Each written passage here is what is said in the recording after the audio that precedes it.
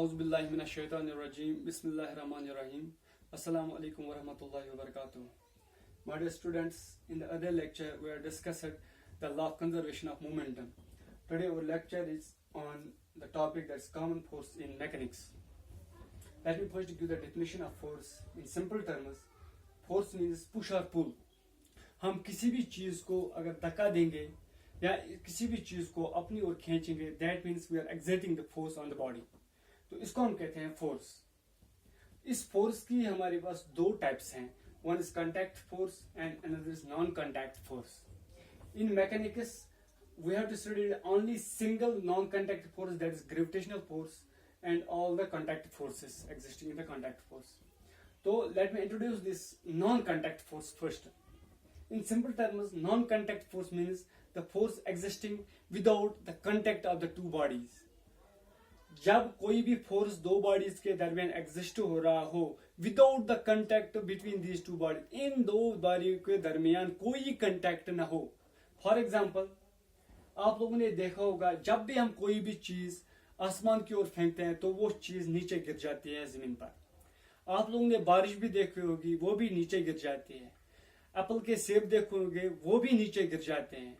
The reason is that the earth is attracting these things towards itself without direct contact with these bodies, with these objects. तो ये चीजें जो है without contact अपनी ओर खींचते हैं, इसको हम कहते हैं नॉन कंटेक्ट फोर्स. इस नॉन कंटेक्ट फोर्स में आता है ग्रेविटेशनल फोर्स. इस नॉन कंटेक्ट में आता है ग्रेविटेशनल फोर्स.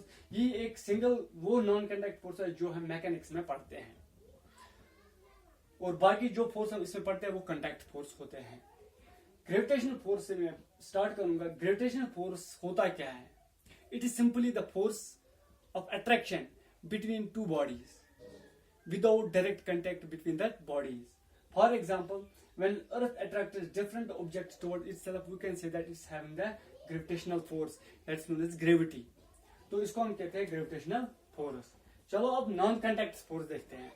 कॉन्टैक्ट फोर्स देखते हैं. कॉन्टैक्ट फोर्स जो है वो simply the force existing between the two bodies when they are in contact with each other. जब वो एक दूसरे के साथ इन कंटैक्ट हो तो उसको हम कहते हैं कंटैक्ट फोर्स. एग्जांपल देता हूं. फॉर एग्जांपल, एक बुक जो है वो टेबल पे है. मान लीजिए एक बुक जो है वो टेबल पे है और मैं इस बुक को फोर्स एक्सर्ट करूंगा. जब मैं डायरेक्ट कंटैक्ट, अपना हाथ का कंटैक्ट इस बुक के साथ रखूंगा, तभी बुक जो है in the direction of force movement करेगी and will cover certain distance. अगर मैं अपने ही जगह इस बॉडी को, इस बुक को फोर्स एक्सर्ट करूंगा, वहां उस बुक पे कोई मोशन नहीं होगी. वो बुक जो है वो स्टैटिक रहेगी, उस पे कोई मूवमेंट नहीं होगी. That means by applying a direct force I have to make a contact with this book. मुझे इस बुक के साथ डायरेक्ट कंटैक्ट करना है, तभी ये बुक जो है वो मूवमेंट दिखाएगी, और इसको हम कहते हैं कंटैक्ट फोर्स. तो कंटैक्ट फोर्स जो है वो सॉलिड और सॉलिड बॉडी के दरमियान हो सकता है, वो सॉलिड और लिक्विड बॉडी के दरमियान हो सकता है, वो सॉलिड और गैस बॉडी के दरमियान हो सकता है. फॉर एग्जाम्पल, अगर मैं सॉलिड और सॉलिड बॉडी की एग्जांपल करूंगा, जो मैंने अभी ये एग्जांपल कोट की थी, फॉर एग्जांपल मैंने बुक और अपने हाथ की एग्जांपल दी, इसको हम कहते हैं सॉलिड सॉलिड कंटैक्ट. तो यहाँ पे भी कंटैक्ट फोर्स हो रहा है एक्सर्ट. मैं अपने हाथ से फोर्स एक्सर्ट बुक पे कर रहा हूँ with direct contact with the book, and then this book moves in the direction of the force.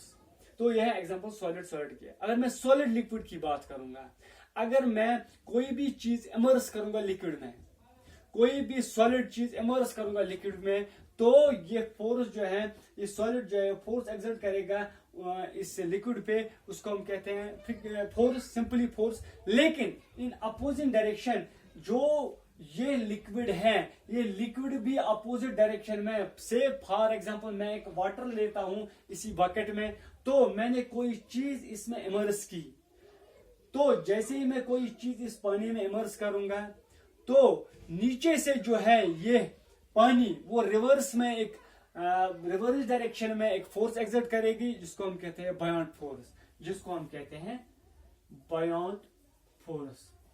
तो बायोंट फोर्स सिंपली, अगर मैं यहाँ पे टर्म यूज की बायोंट फोर्स, तो मैं ऐसे कह सकता हूँ बायोंट force is simply the force exerted by this liquid on the body which is immersed in the liquid. तो इसको हम कहें दिस इज अपवर्ड थ्रस्ट, ये अपवर्ड डायरेक्शन में चला जाता है, ये फोर्स एक्सर्ट हो रहा है अपवर्ड डायरेक्शन में। इन जो ये रिएक्शन होती है किसकी, जो मैंने ऑब्जेक्ट इमर्स किया था इस लिक्विड में, उसका एक पर्टिकुलर वेट होता है, उस वो मूवमेंट कर रहा था नीचे की ओर, तो उसके रिवर्स में जो रिएक्शन पानी ने दिया उसको हम कहते हैं बायोट फोर्स। हो गया बायोट फोर्स। और लिक्विड से ये और एक चीज मैं यहां आपको बताऊंगा, विस्कोसिटी और विस्कस फोर्स। विस्कस फोर्स होता क्या है, आप लोगों ने देखा होगा जब हम पानी डालते हैं किसी सरफेस पे, तो पानी जो है इस सरफेस पे धीरे धीरे धीरे धीरे चलता है, लेकिन उसके अपोजिट में एक और फोर्स एक्सर्ट हो रहा है जो इसको रेजिस्टेंस दिखाता है, जो इस फ्लो ऑफ द वाटर को रेजिस्ट करता है, इसकी मोशन को रेजिस्टेंस देता है, अपोजिट डायरेक्शन में फोर्स एक्सर्ट होता है, उसको हम कहते हैं विस्कस फोर्स। तो ये विस्कस फोर्स जो है it is simply the force और the opposing force to the motion of the liquid. ये अपोजिट फोर्स होता है किनके मोशन के, लिक्विड के मोशन के अगेंस्ट, तो इसको हम कहते हैं विस्कस फोर्स। उसके बाद हमारे पास एक और इंपॉर्टेंट कंसेप्ट है, that is tension. Tension force, tension force. Let me explain this with this example. For example, हमारे पास एक स्प्रिंग है और स्प्रिंग के नीचे हमने एक वेट इसमें फिक्स किया है। The weight is the body is having weight और मैस m। तो इस बॉडी का जो मैस है वो m है, वो मैंने एक स्प्रिंग के साथ हैंग किया है। ये बॉडी जो है ये एक फोर्स डाउनवर्ड की ओर एक्सर्ट करेगा इस स्प्रिंग पे, इस स्प्रिंग को ये एक्सटेंड करेगा, तो इस स्प्रिंग को नीचे की ओर खींचेगा। क्यों? क्योंकि इसमें वेट लगा हुआ है, मैस है इसका, इसको नीचे की ओर ग्रेविटेशन फोर्स एक्सर्ट फोर्स करेगी नीचे की ओर। तो ये बॉडी जो है फोर्स इसका जो है वो नीचे की ओर होगा। इन अगेंस्ट दिस फोर्स वहां पे रिएक्शन फोर्स जो है इस स्ट्रिंग में रिएक्शन फोर्स वापस एक्सर्ट होगा, जो फोर्स इस फोर्स को अपोजिट डायरेक्शन में बैलेंस करेगा।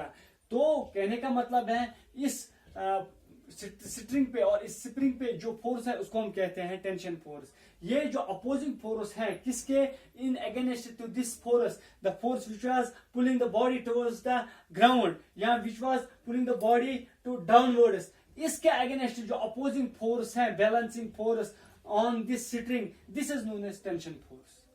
तो इन शॉर्ट में कहूंगा ऐसे कि tension force is simply the balancing force to the force existing on a body downwards, तो उसको हम कहते हैं टेंशन फोर्स। ये टेंशन फोर्स जो इस स्ट्रिंग पे एक्सर्ट होता है, ये टेंशन फोर्स जो है रिप्रेजेंट हम टी से करते हैं, और इन टर्म्स अगर हमें कैलकुलेशन करनी होगी टेंशन फोर्स होता है क्या, it is equal to mg। m is the mass of the body and g is the acceleration due to gravity. तो इस तरीके से मैं किसी भी स्ट्रिंग और किसी भी स्प्रिंग का टेंशन मेजर कर सकता हूं। उसके बाद टेंशन फोर्स के बाद वन मोर इंपॉर्टेंट कंसेप्ट है हमारे पास, उसको हम कहते हैं frictional force. Frictional force, frictional force होता क्या है? This frictional force is the opposing force to the motion of the body. ये वो फोर्स होता है जो एक बॉडी के मोशन को अपोज करता है। This is the opposing force, opposing force to the motion of body. For example, अगर एक बॉडी है या on the surface of earth या ऑन एनी सरफेस है, तो इसमें एक फोर्स एक्सर्ट हो रहा है इन दिस डायरेक्शन, से force exerted on this body in this direction, तो बॉडी जो है it will move towards this direction. लेकिन इसके अपोजिट डायरेक्शन में, इस फोर्स के अपोजिट डायरेक्शन में और एक फोर्स जो है जो इसको रेजिस्ट करता है, जो इस बॉडी को आगे चलने से रोकता है या रेजिस्ट देता है, उसको हम कहते हैं frictional force. It is the opposite direction to the direction of the force. ये फोर्स के डायरेक्शन के अपोजिट में एग्जिस्ट करता है, एक्ट करता है, इसको हम कहते हैं फ्रिक्शनल फोर्स। एक एग्जाम्पल से समझाने की कोशिश करूंगा। आप लोगों ने अगर फॉर एग्जांपल देखा होगा कि अगर हमने किसी टेबल पे कोई भी चीज रखी होगी, कोई ब्लॉक रखा होगा, तो मैं उस वुडन ब्लॉक को फोर्स एक्सर्ट कर रहा हूं, लेकिन वुडन ब्लॉक जो है वो अपनी जगह से अभी नहीं हिल पा रहा है, हिलता नहीं है। क्यों? क्योंकि उसमें फ्रिक्शनल फोर्स जो है उतना है अभी कि वो रेजिस्ट कर पा रहा है मेरे फोर्स को। अगर मैं और ज्यादा फोर्स एक्सर्ट करूंगा, after exerting much more force the body will start moving, तो फिर ये बॉडी जो है वो मूवमेंट दिखाएगी। अगर जब तक ना मैं अपना ये फोर्स इंक्रीज करूंगा तब तक ये बॉडी जो है वो रेजिस्ट करती है। जैसे ही मैं अपने फोर्स को विड्रॉ करूंगा तो ये बॉडी जो है फिर से स्टैटिक पोजीशन में आ जाएगी। जो ये स्टैटिक पोजीशन है इसको लाने में यही फ्रिक्शनल फोर्स मदद करता है। यही एक वो अपोजिंग फोर्स है which makes the moving body static, जो किसी भी मूविंग बॉडी को स्टैटिक बनाता है। आप लोगों ने एग्जांपल देखी होगी, जब कोई फुटबॉलर किसी फुटबॉल को किक मारता है तो फुटबॉल जो है अगर उसको हम मैन्युअली स्टॉप नहीं करेंगे, it will stop after some time itself. क्यों?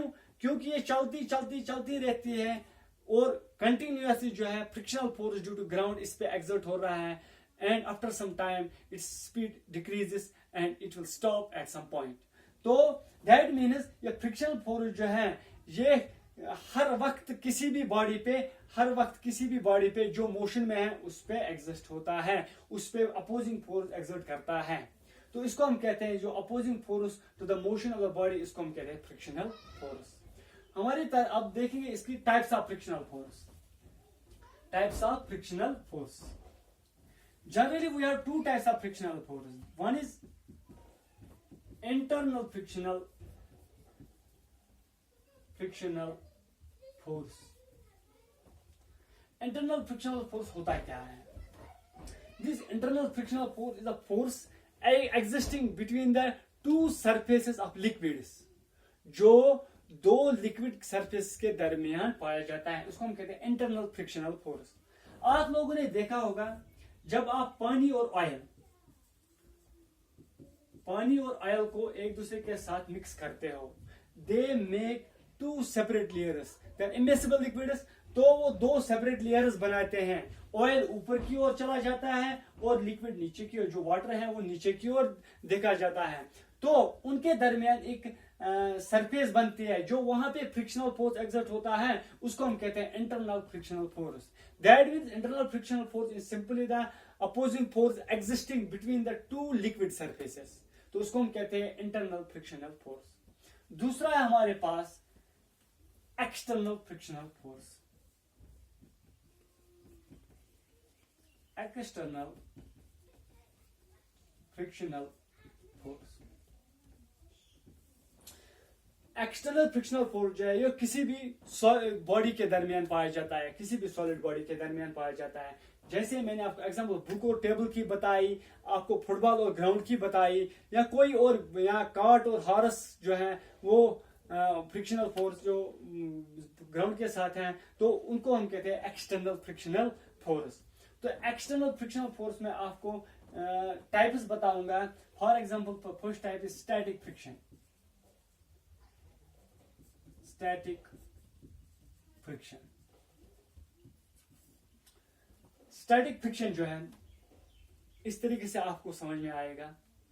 एक बॉडी है, मैं उस बॉडी पे फोर्स एक्सर्ट कर रहा हूं, यह बॉडी जो है जमीन पे है, मैं इस बॉडी पे फोर्स एक्सर्ट कर रहा हूं, लेकिन मैं अभी जितना फोर्स इस बॉडी पे एक्सर्ट कर रहा हूं, बॉडी जो है कोई मूवमेंट नहीं दिखा रही है, बॉडी जो है वो स्टैटिक है। I am applying the force on this body but the body is static, it is not moving in the direction of the force.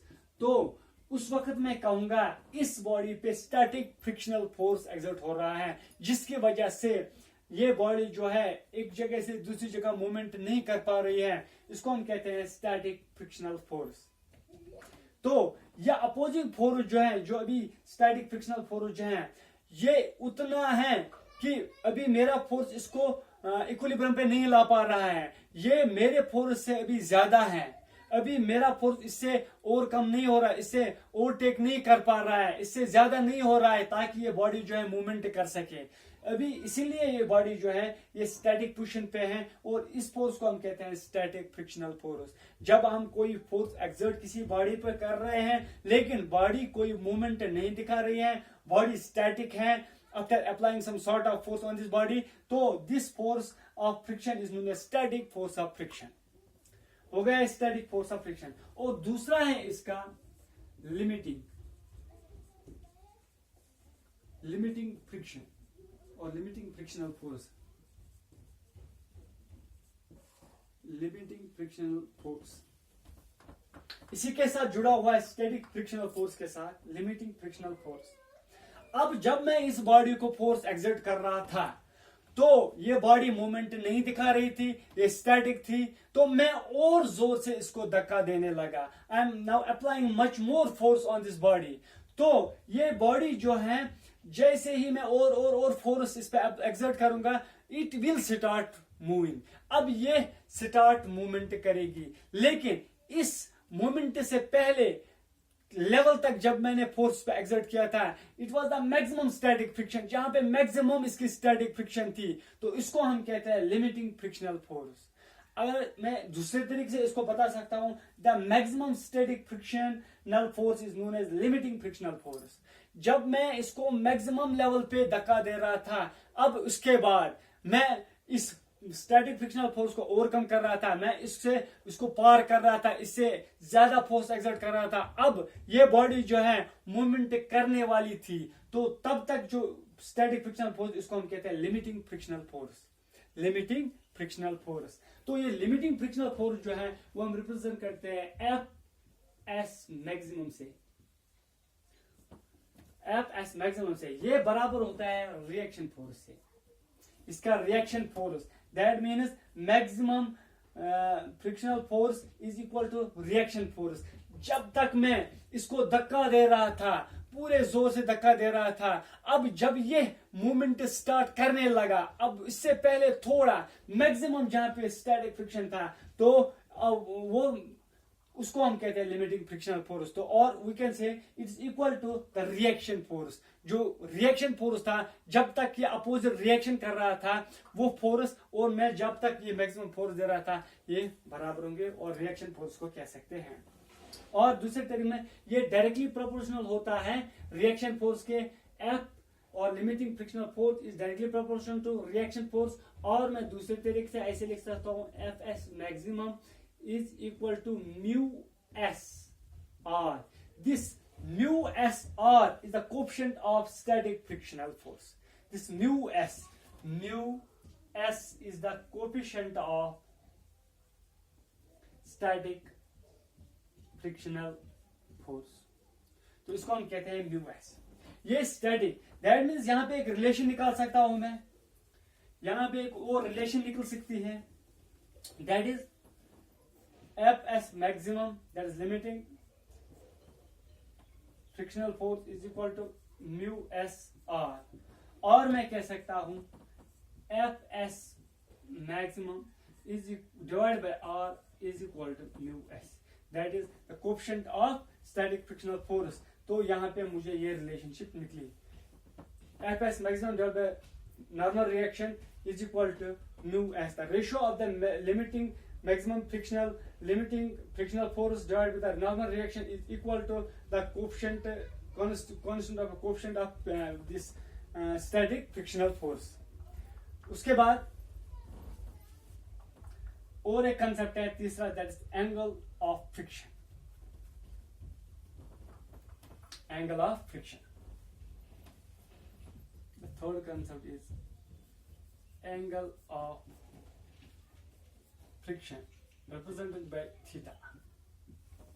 Angle of friction, ये angle of friction is simply the angle which is made between the resultant of the normal reaction and the limiting frictional force to the normal reaction।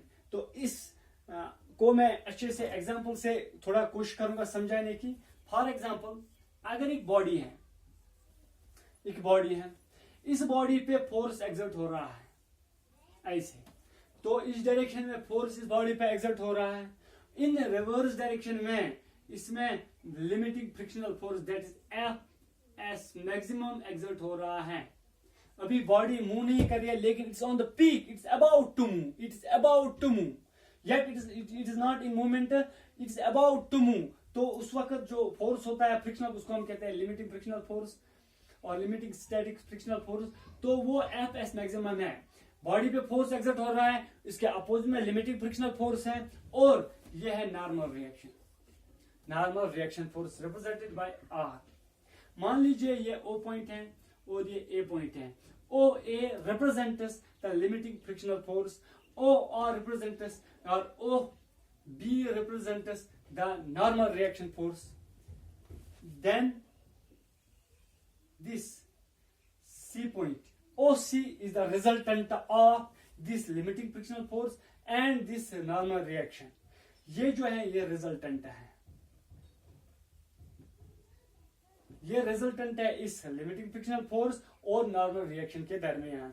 अब जो angle इस resultant और इस normal reaction के दरमियान बनता है, इसी को हम कहते हैं एंगल ऑफ फ्रिक्शन, इसको हम कहते हैं एंगल ऑफ फ्रिक्शन। इसलिए मैंने आपको डिफिनेशन में बताया था, it is the angle made between the resultant of the limiting frictional force and normal.